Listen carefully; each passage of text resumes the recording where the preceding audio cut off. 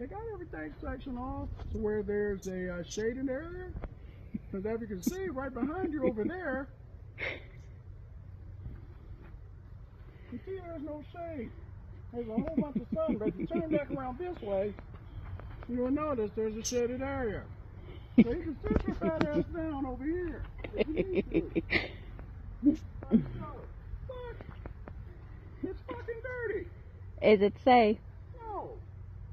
There's smoke, there's debris. If you stand up, you're going to have a dirty ass. But it's a place to sit. That's called moisture. Well, I prefer you, if you want to sit your fat ass down, bring you a rag. That way you don't get your ass dirty. But if you continue on down through this way, you'll see some little signs and stuff, and an abstract art at the end of the road, and there should be another side. Come on, let's go.